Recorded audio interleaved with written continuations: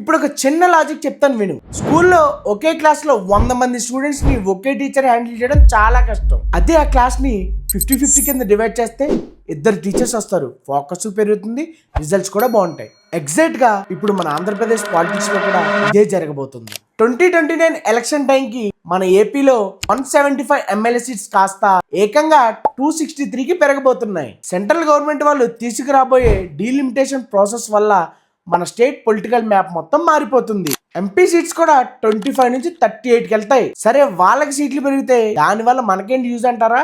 చాలా ఉంది. ఇప్పుడు ఒక కాన్స్టిట్యున్సీ చాలా పెద్దది ఉండడం వల్ల ఒక ఎమ్మెల్యే అందరి దగ్గరికి రీచ్ అవ్వలేరు. అదే కాన్స్టిట్యున్సీ చిన్నవయ్యాయి అనుకో, మీ ఊరు ఎమ్మెల్యే మీకే దగ్గరగా ఉంటారు, మీ ప్రాబ్లమ్స్ ఫాస్ట్ గా వినగలుగుతారు, అండ్ మెయిన్ గా డెవలప్మెంట్ ఫండ్స్ కూడా వస్తాయి. సీట్లు పెరిగితే బడ్జెట్ కూడా పెరుగుతుంది. అప్పుడు మన రోడ్స్ అండ్ డ్రైనేజెస్ ఇంకా బెటర్ గా తయారవుతాయి. అసలు మన లోకల్ గా చూసుకుంటే ఈ రాజానగరం అండ్ రాజమండ్రి రూరల్ లాంటి పెద్ద ఏరియా స్ప్లిట్ అయ్యి ఒక కొత్త కాన్స్టిట్యూషన్ రావచ్చు. అప్పుడు ఎప్పటి నుంచో వెయిట్ చేస్తున్న లోకల్ లీడర్స్ కి, చదువుకున్న యూత్ కి అసెంబ్లీ గుమ్మం తొక్కడానికి ఒక గోల్డెన్ ఛాన్స్ దొరుకుతుంది. కానీ గుర్తుపెట్టుకో, కుర్చీలు పెరిగితే కుర్చీల కోసం కొట్లాటలు కూడా నెక్స్ట్ లెవెల్లో ఉంటాయి.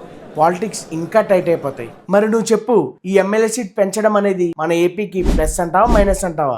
నీ పాయింట్ ఆఫ్ వ్యూ ఏంటో కింద కామెంట్స్ లో చెప్పు. మరిన్ని ఇంట్రెస్టింగ్ వీడియోస్ కోసం మన Rajahmundry point of view page ని ఫాలో చేయండి.